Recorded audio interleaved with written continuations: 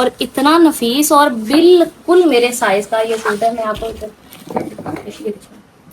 बिल्कुल मुझे पूरा ही, मेरी अम्मी ने बारात पे ये सूट पहना। ये किस चीज का सेट है?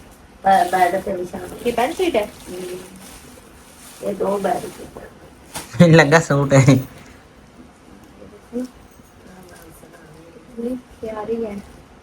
अस्सलाम वालेकुम, आप सब कैसे हैं? उम्मीद करती हूँ खैरियत से होंगे। अल्हम्दुलिल्लाह मैं भी ठीक हूँ। जहाँ रहे हंसते रहे मुस्कुराते रहे। आगाज़ करते हैं आज के इस व्लॉग का। अभी टाइम हो रहा है 8 का। मैं उठी हूँ, उठ के मैं फ़्रेश हुई हूँ। फ्रेश होकर आज मैंने कितने ही दिनों बाद दोबारा ना बालों में तेल लगाया है। मतलब मैं बहुत कम तेल लगाती हूँ। आई थिंक मुझे लगता है 1 डेढ़ हफ्ता हो गया होगा।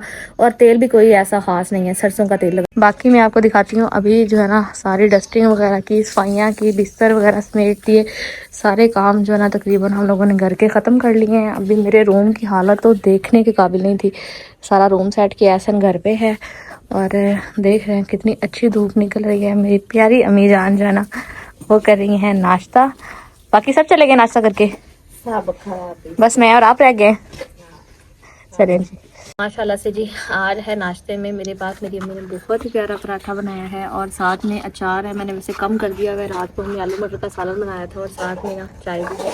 तो आज से भी आगे मिलके हम लोग करते हैं नाश्ता। मैं ना अम्मी के हाथ का नाश्ता बहुत मिस करती हूँ जब वहाँ भी होती हूँ। हालांकि अपने मर्जी से आप जो मर्जी बना के खा लो, लेकिन जो अम्मी का प्यार होता है वो तो नहीं मिलता। आप देखें ना, अम्मी मुझे कब से आवाज़ें दे रही थी, अस्मा जल्दी आ जाओ, रोटी ठंडी हो जानी है, बाद में तुम्हें किसी काम की रहनी, बाद में रोटी का वो जायका नहीं होता।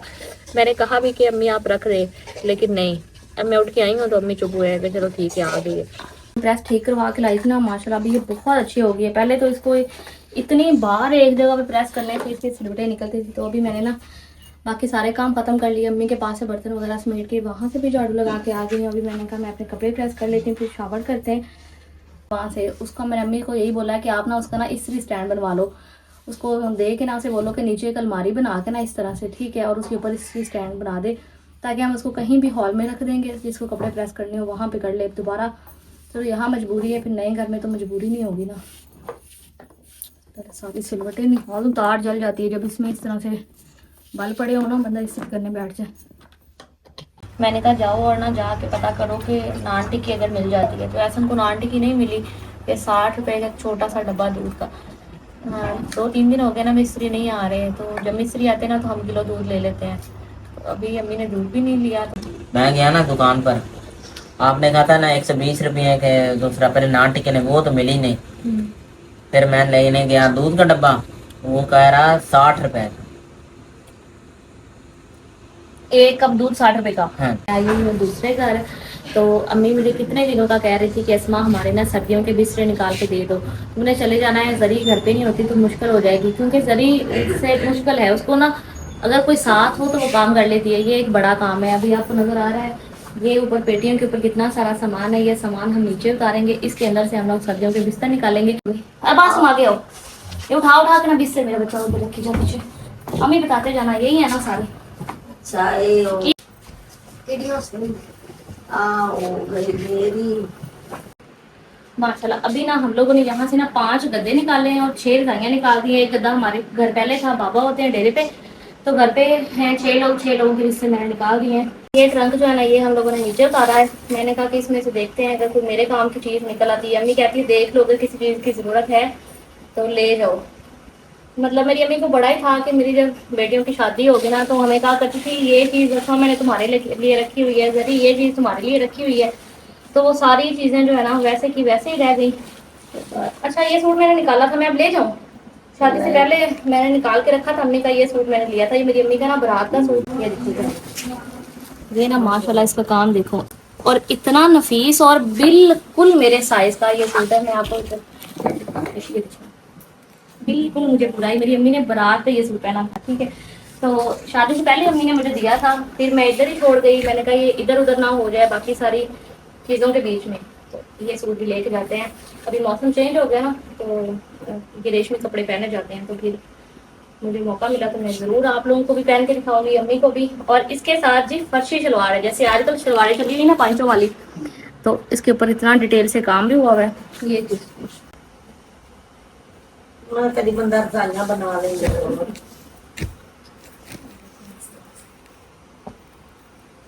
ये सूट है, मेरी गाड़ियां देख।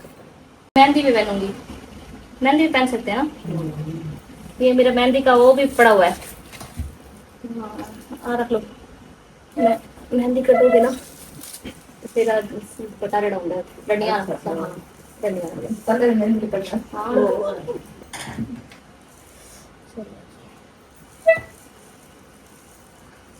सोने ये तकिए नहीं होते गोल गोल तकिए। जो बेड पे रखते हैं, उसका ये सेट बना हुआ है।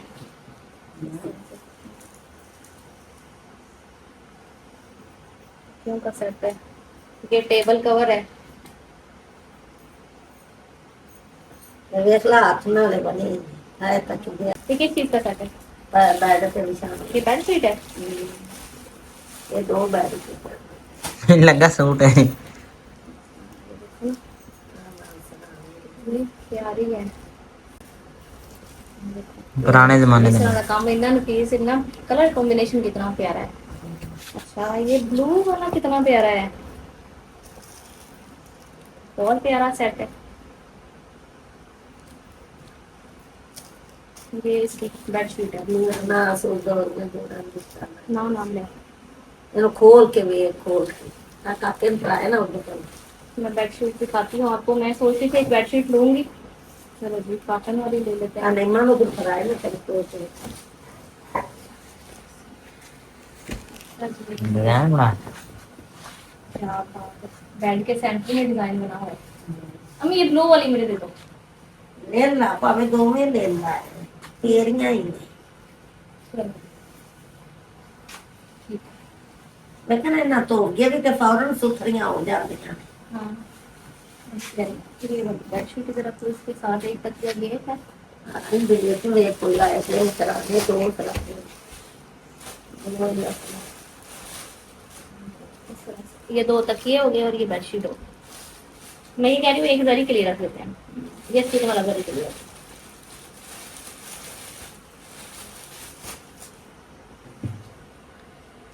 ये भी जाएगी। कितनी मजे, कितना नरम नरम कपड़ा है। ये लबड़ी नहीं ये क्या है। चादर ये वाइट गरम। गरम चादर है। इस पे भी ना देखो पड़े पड़े ना जांगे लगते हैं इनको। सारे कपड़े जो थे ना मैंने जो शादी पे सिलाई करवाए थे, अब इन कपड़ों के साथ मसला क्या हुआ, इनके घेरे इतने चौड़े हैं कि जैसे मेरी अम्मी के सूट होंगे। मैंने जितनी बार ये सूट पहने मेरे सब बहन भाइयों ने कमेंट किया कि असमा तुम क्या आंटियों जैसे कपड़े पहनती हो। कपड़े इतने खुले सिलाई हुए, इतनी तो मैं मोटी भी नहीं हूँ जितने खुले कपड़े सिलाई हुए।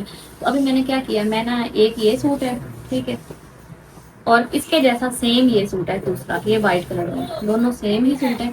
तो ये सूट तो उसने बिल्कुल दर्जन ने खराब कर दिया था। मेरे पास आओ मैं आपको दिखाऊंगी दर्जन, ये देखो जरा। उसने लैस लगाई और उस लैस के कोने जो है बनाए ही नहीं, काट दिए कोने। तो अभी ये 2 सूट ये हो गए और उसके बाद ये वाला मेरा सूट, मुझे ये सूट इतना पसंद था, मैं आपको क्या बताऊँ, मेरा मोस्ट फेवरेट सूट था ये ग्रे और ब्लैक। बहुत सारे लोगों ने ये सूट बड़ा पसंद किया।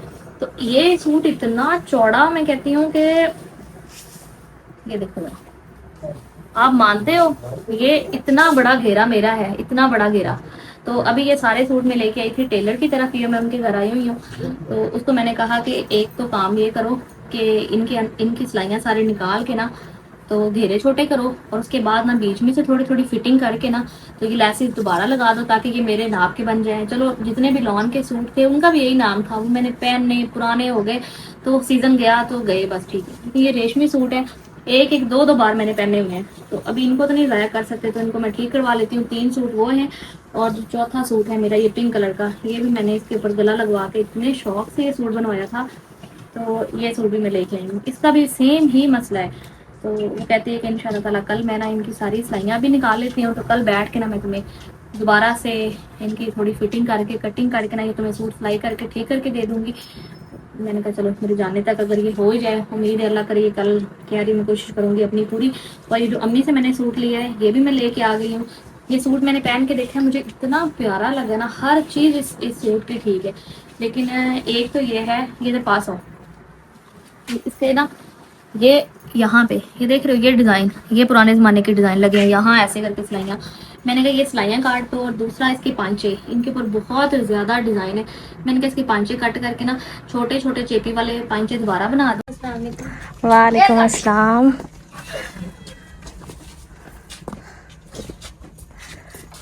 जो पानी फिर लेके आई हो? तेल मोड़ गया। कहाँ है? ये आपके हैं, स्पेशल लेके आई हैं। मैं कहा मेरी बहन ने फोन किया। हाँ ना, फ्रिज में रख दो ना, मैं इनको वॉश करके फिर बॉक्स में रखती हूँ।